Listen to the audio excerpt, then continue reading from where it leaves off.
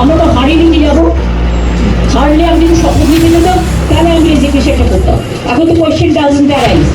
মমতা বন্দ্যোপাধ্যায় মুখ্যমন্ত্রীর পদ থেকে ইস্তফা দেবেন না, এই জল্পনা ছড়াতেই বাংলার রাজনীতিতে উঠছে এক বড় প্রশ্ন। যদি বিদায়ী মুখ্যমন্ত্রীর পদ না ছাড়েন তাহলে কি নতুন সরকার গঠন আটকে যেতে পারে? নমস্কার বন্ধুরা, আপনারা দেখছেন voice of Bankura, presented by J3S institute, বাঁকুড়ার অন্যতম নির্ভরযোগ্য স্পোকেন ইংলিশ একাডেমি। শুনতে নাটকীয় লাগলেও ভারতীয় সংবিধান কিন্তু এই পরিস্থিতির জন্য স্পষ্ট নিয়ম তৈরি করে রেখেছে। আসলে আমাদের গণতন্ত্রে মুখ্যমন্ত্রী পদে টিকে থাকার একটাই আসল শর্ত, বিধানসভায় সংখ্যাগরিষ্ঠতার সমর্থন। অর্থাৎ যার পাশে বেশি সংখ্যক বিধায়ক থাকবেন, সরকার গঠনের অধিকারও তারই থাকবে।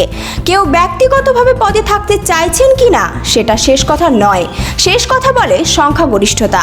যদি কোনো মুখ্যমন্ত্রী সংখ্যাগরিষ্ঠতা হারিয়ে ফেলেন তাহলে সাংবিধানিকভাবে তার পদে থাকা আর বৈধ বলে ধরা হয় না। এই পরিস্থিতিতে সাধারণত দুটি পথ খোলা থাকে। প্রথমত, তিনি নিজে ইস্তফা দিতে পারেন, আর দ্বিতীয়ত রাজ্যপাল তাকে আস্থা ভোটে যেতে বলতে পারেন। সেই আস্থা ভোটে যদি সরকার হেরে যায় অথবা ভোট এড়িয়ে যাওয়ার চেষ্টা করে তাহলে সরকার কার্যত সংখ্যা লঘু হয়ে পড়ে। আর এখানেই সবচেয়ে গুরুত্বপূর্ণ হয়ে ওঠে রাজ্যপালের ভূমিকা। সংবিধানের রীতি অনুযায়ী রাজ্যপাল তখন সংখ্যাগরিষ্ঠ দলের নেতাকে সরকার গঠনের আমন্ত্রণ জানাতে পারেন। এমনকি বিদায়ী মুখ্যমন্ত্রী ইস্তফা না দিলেও যদি তিনি সংখ্যাগরিষ্ঠতা প্রমাণে ব্যর্থ হন তাহলে তাকে কার্যত অপসারণের পথও খুলে যায়। অর্থাৎ আমি ইস্তফা দেব না বললেই কেউ মুখ্যমন্ত্রী পদে থেকে যেতে পারেন না।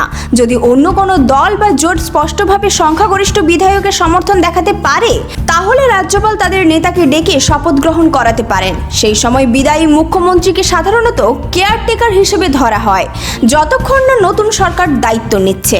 ভারতের বিভিন্ন রাজ্যে অতীতে এমনও পরিস্থিতি বহুবার দেখা গেছে। সংখ্যাগরিষ্ঠতা হারানোর পর মুখ্যমন্ত্রীদের ইস্তফা দিতে হয়েছে, আবার কোথাও রাজ্যপাল সরাসরি নতুন সরকার গঠনের প্রক্রিয়াও এগিয়ে নিয়ে গেছেন। তাই আইনের দৃষ্টিতে বিষয়টা একেবারে পরিষ্কার, সরকার টিকে থাকে সংখ্যাগরিষ্ঠতার উপর, শুধু পদ আগড়ে থাকার ইচ্ছার উপর নয়। অর্থাৎ কেউ ইস্তফা না দিলেও নতুন সরকার গঠনে কোনো সাংবিধানিক বাধা তৈরি হয় না। শেষ সিদ্ধান্ত নেয় বিধানসভা, আর সংখ্যাগরিষ্ঠ বিধায়কদের সমর্থনই ঠিক করে দেয় বাংলার পরবর্তী মুখ্যমন্ত্রী কে হবেন। এই ধরনের গুরুত্বপূর্ণ খবর সবার আগে পেতে আমাদের চ্যানেলটি সাবস্ক্রাইব করুন, আর ভিডিওটি শেয়ার করতে ভুলবেন না। আপনার মতামত কমেন্টে জানান, আর লাইক শেয়ার করে ভয়েস অফ বাঁকুড়ার পাশে থাকুন।